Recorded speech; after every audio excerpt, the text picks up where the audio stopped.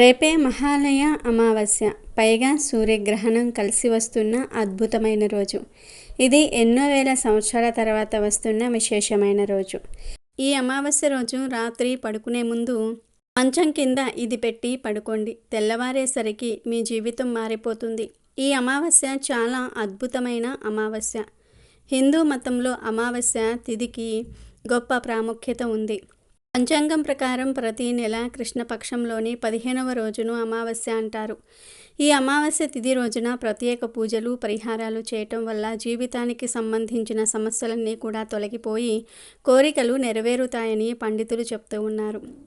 సనాతన ధర్మంలో అమావాస్య తిథి రోజు చేసే స్నానం, దానంతో పాటు పూర్వీకుల ఆరాధన అత్యంత ప్రాముఖ్యత ఉంది. చాలామంది అమావాస్య తిథిని అపశకునంగా భావిస్తూ ఉంటారు.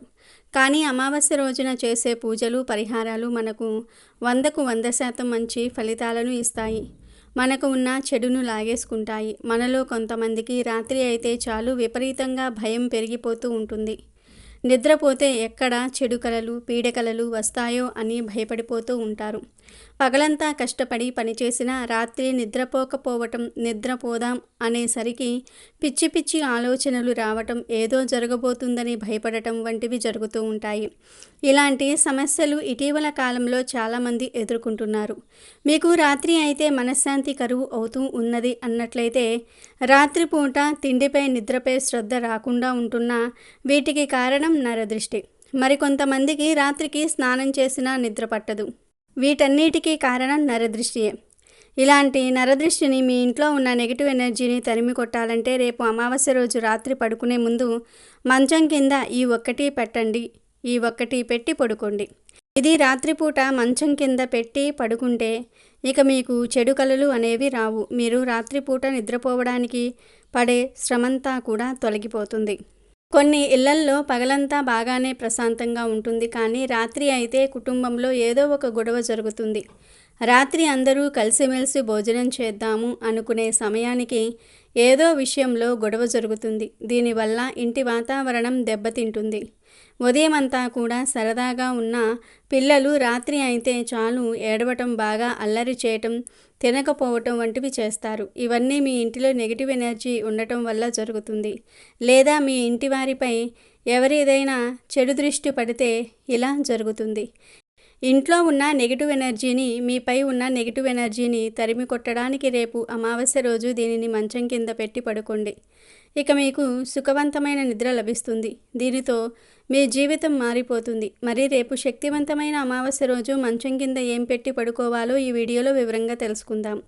అంతకన్నా ముందు మా వీడియో నచ్చితే లైక్ చేసి షేర్ చేయండి. అలాగే మా ఛానల్ని కూడా సబ్స్క్రైబ్ చేసుకుని మాకు సపోర్ట్ చేయండి. చంద్రగ్రహణం తర్వాత ఇప్పుడు సూర్యగ్రహణం రాబోతుంది. 2024లో రెండో సూర్యగ్రహణం రాబోతోంది. జ్యోతిష్య శాస్త్రంలో సూర్యగ్రహణానికి ప్రత్యేక ప్రాముఖ్యత ఉంది. ఈ గ్రహణానికి అనేక మతపరమైన ప్రాముఖ్యతలు ఉన్నాయి. ఈ ఏడాది 2 సూర్యగ్రహణాలు ఏర్పడగా, ఈ ఏడాది తొలి సూర్యగ్రహణం ఏప్రిల్లో, రెండో సూర్యగ్రహణం అక్టోబర్లో ఏర్పడనున్నది. 2024లో రెండో సూర్యగ్రహణం అక్టోబర్ 2న ఏర్పడుతుంది. భారతీయ కాలమానం ప్రకారం పితృపక్షం చివరి రోజున ఈ గ్రహణం మహాలయ రాత్రి రోజున వస్తుంది. అక్టోబర్ 2న మహాలయ అమావాస్య. ఈరోజు రాత్రి సూర్యగ్రహణం ఏర్పడింది. గ్రహణం ఎప్పుడు మొదలవుతుందో చూద్దాం. 2024లో రెండో సూర్యగ్రహణం అక్టోబర్ 2న రాత్రి 9:13 ప్రారంభమై తెల్లవారుజామున 3:17 గ్రహణం ముగుస్తుంది. ఈ గ్రహణం ఎక్కువ కాలం ఉంటుంది కాబట్టి గ్రహణం యొక్క మొత్తం సమయం 6:04. సంవత్సరంలో ఈ రెండవ గ్రహణం భారతదేశంలో కనిపించదు. దీని కారణంగా దాన్ని సూతక్ సమయం ప్రభావవంతంగా ఉండదు. భారతదేశంలో సూర్యగ్రహణం రాత్రి వేళల్లో వస్తుంది కాబట్టి మనకు కనిపించదు. ఆ రోజు తర్పణంపై ఎటువంటి ప్రభావం ఉండదు. ఈ గ్రహణం కంకణాకార కేతుగ్రస్త సూర్యగ్రహణం. ఈ గ్రహణం భాద్రపద అమావాస్య రోజు ఏర్పడుతుంది. దీనినే మహాలయ అమావాస్య అంటారు. ఈ రోజును చాలా పవిత్రమైన దినంగా భావించాలని శాస్త్రాలు చెప్తూ ఉన్నాయి. ఈ అమావాస్య రోజు పుణ్యక్షేత్రాలు దర్శించి, పవిత్ర స్నానాలు చేసి, యాగాలు చేసి ఉపవాసం ఉంటే పాపాల నుంచి విముక్తి కలుగుతుంది. ఈ అమావాస్య నాడు విష్ణుమూర్తి ఆరాధిస్తే మానసిక ప్రశాంతత, శారీరక ఆరోగ్యము, ఆర్థికంగా మెరుగైన ఫలితాలు కలుగుతాయి. ఈ రోజున శివుణ్ణి పూజిస్తే సకల పాపాలు తొలగి అదృష్టము, సంపద, ఐశ్వర్యము, ఆర్థికంగా మెరుగైన ఫలితాలు కలుగుతాయి. ఉన్న అన్ని దోషాలు పోవాలంటే ఈరోజు చనిపోయిన పూర్వీకులకు నీటిని ప్రసాదించాలి. ఈ రోజున కుటుంబ సభ్యులకు పూజలు చేయటం ద్వారా వాళ్ళు ప్రశాంతత పొందుతారు. చనిపోయిన వారి కోసం ఉపవాసం చేస్తే వారి ఆత్మ శాంతిస్తుందని నమ్మకము. ఈ అమావాస్య నాడు పవిత్ర స్నానాలు చేయటంతో పాటుగా దానాలు, పితృ కార్యాలు చేస్తే శుభం కలుగుతుంది. దేవీ నవరాత్రులకు ముందు మహాలయ అమావాస్యను అందరూ భక్తి శ్రద్ధలతో జరుపుకుంటారు. నవరాత్రుల ప్రారంభానికి ముందు రోజు అమావాస్య నాడు దుర్గాదేవిని గంట స్థాపన చేసి దుర్గా పూజ చేస్తారు. ఈ రోజే దుర్గామాత అవతరించి మహిషాసుని అంతం చేసి రాక్షసుల శక్తులను నాశనం చేసిందని పురాణాలు వివరిస్తున్నాయి. పితృపక్షం ముగిసి దేవీ పక్షం మొదలయ్యేది కూడా ఈ రోజే. రావణుణ్ణి చంపి సీతను విడిపించిన శ్రీరాముడు లంక నుంచి బయలుదేరే ముందు దుర్గాదేవిని పూజించింది కూడా ఈ మహాలయ అమావాస్య నాడే. ఈరోజు పితృదేవతలను ఎంతో నిష్టగా పూజిస్తారు. పితృదేవతలకు ఎంతో ఇష్టమైన దుస్తులను, పుష్పాలను, ఆహార పదార్థాలను సమర్పిస్తారు. మహాలయ అమావాస్య రోజు మధ్యాహ్నం 12 గంటలలోపు పితృదేవతలకు శ్రాద్ధ కర్మలు, పూజలు నిర్వహించాలి. పుణ్యతీర్థాల చెంత ఈ శ్రాద్ధ కర్మలు చేయాలి. ఇలా చేయటం వలన పితృదేవతలు ఎంతో సంతోషించి సుఖ సంతోషాలు కలిగిస్తారు. పితృదేవతలకు ఇష్టమైన వస్త్రాలను, పదార్థాలను సమర్పించి వాటిని బ్రాహ్మణులకు దానం చేయటం ద్వారా ఎంతో పుణ్యం లభిస్తుంది. అయితే ఈ శక్తివంతమైన అమావాస్య రోజు మీరు రాత్రి పడుకునే ముందు ఒక ప్లేట్ తీసుకోండి. మీరు పడుకునే ముందు ఈ పరిహారం చేయాలి. దీనిని మంచం కింద పెట్టి మళ్ళీ బయటకు వెళ్ళకూడదు. ఇక ఈ పరిహారానికి కావలసినవి ఒక ప్లేటు, ఒక బిర్యానీ ఆకు, కొంచెం గల్లులుప్పు, అలాగే ఒక రూపాయి కాయిన్. పరిహారం ఎలా చేయాలో ఇప్పుడు తెలుసుకుందాం. ముందుగా ప్లేట్ తీసుకోండి. అందులో బిర్యానీ ఆకును పెట్టండి. బిర్యానీ ఆకు మీ మనసులోని కోరికలను తీర్చడానికి సహాయపడుతుంది. బిర్యానీ ఆకును వంటల్లో ఉపయోగిస్తాము, అలాగే పరిహారాలకు కూడా ఉపయోగిస్తాము. పరిహార శాస్త్రంలో బిర్యానీ ఆకుకు చాలా శక్తి ఉంది. అందులోనూ అమావాస్య రోజు బిర్యానీ ఆకుతో పరిహారం చేస్తే మీకు ఉన్న ఎలాంటి కోరిక అయినా సరే త్వరలో నెరవేరుతుంది. ప్లేట్లో బిర్యానీ ఆకును వేశాక ఆ ఆకుపై కొంచెం గల్లులుప్పును కూడా వేయండి. గల్లులుప్పు అందరి ఇళ్లలో ఉంటుంది. ఉప్పు లక్ష్మీదేవి స్వరూపం. ఇంకా ఉప్పు నెగిటివ్ ఎనర్జీని లాగేసుకోవటంలో ప్రసిద్ధి చెందింది. ఉప్పు ఎలాంటి చెడునైనా సరే లాగేసుకుంటుంది. వాస్తు దోషాలను తొలగించటంలో ఉప్పు ఎంతో సహాయం చేస్తుంది. ఉప్పును మంచం కింద పెట్టి పడుకోవటం వల్ల ఆరోగ్య సమస్యలు తొలగిపోతాయని వాస్తు నిపుణులు చెప్తూ ఉన్నారు. ఉప్పును బిర్యానీ ఆకుపై వేసి ఆ ఉప్పుపై రూపాయి బిళ్ళను పెట్టండి. రూపాయి బిళ్ళ మీ యొక్క ధన ఆదాయాన్ని పెంచుతుంది. లక్ష్మీదేవి పూజలో రూపాయి బిళ్ళను ఉంచి పూజిస్తాం. తద్వారా లక్ష్మీదేవి ప్రసన్నం చెందుతుంది. అలాగే రూపాయి బిళ్ళతో పరిహారం చేస్తే లక్ష్మీదేవి మూసుకుపోయిన మీ ధన ద్వారాలను తెరుస్తుంది. ఒక్కసారిగా ఆగిపోయిన మీ సంపాదన మళ్ళీ పెరుగుతుంది. గతంలో కంటే ఇప్పుడు మీరు డబ్బును బాగా పొదుపు చేయగలుగుతారు. ప్లేట్లో బిర్యానీ ఆకు వేసి దానిపై ఉప్పు వేసి దానిపై రూపాయి కాయిన్ను పెట్టి ఆ ప్లేట్ను మీ బెడ్ కింద పెట్టాలి. మీరు తల ఏ వైపు పెట్టి పడుకుంటే మంచం కింద ఆ ప్లేట్ను ఆ వైపు పెట్టాలి. ఈ విధంగా అమావాస్య రోజు రాత్రి నిద్రించే ముందు మంచం కింద ఈ ప్లేటు పెట్టి పడుకుంటే తెల్లవారేసరికి మీ జీవితం మారిపోతుంది. కేవలం ఈ అమావాస్యకే కాదు, ప్రతి నెలలో వచ్చే అమావాస్య రోజు ఇలా మంచం కింద ఈ ప్లేట్ను పెట్టి పడుకోండి. ఇలా చేస్తే ఏదో ఒక రోజున శాశ్వతంగా మీ జీవితంలో ఉన్న సమస్యలన్నీ కూడా తొలగిపోతాయి. ఇలా మంచం కింద వీటిని పెట్టి నిద్రపోండి. ఒకవేళ మీ పిల్లలు బాగా పీడకలలతో ఇబ్బంది పడుతూ ఉన్నట్లయితే వారు నిద్రిస్తున్న మంచం కింద కూడా ఈ వస్తువులను వేసి పెట్టండి. ఇక మీ పిల్లలు చాలా యాక్టివ్గా తయారవుతారు. ఇక మరుసటి రోజు ఉదయం మీ మంచం కింద, మీ పిల్లల మంచం కింద పెట్టిన ప్లేట్ను తీసి అందులో ఉన్న రూపాయి బిళ్ళను తీసి పక్కకు పెట్టుకోండి. ఆ తర్వాత బిర్యానీ ఆకులను, ఉప్పును ఒక కవర్లో వేసి ఆ కవర్ను పారే నీటిలో పడవేయండి.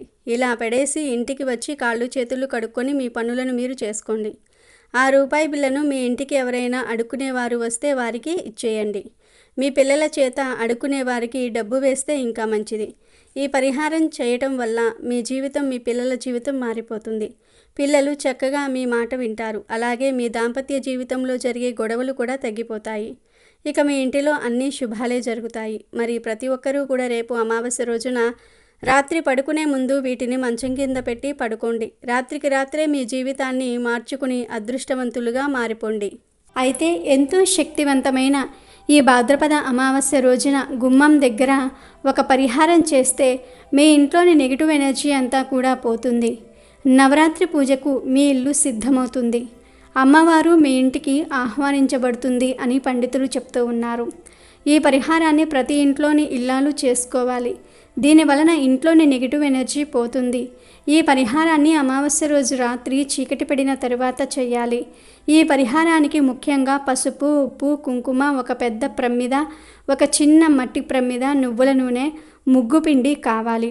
అసలు ఏం చేయాలి అంటే ఈ అమావాస్య రోజు చీకటి పడిన తరువాత పసుపులో నీటిని కలిపి ఆ పసుపును గుమ్మానికి రాయండి. ఆ తర్వాత గుమ్మం మీద ముగ్గులు వేసి కుంకుమతో బొట్లు పెట్టండి.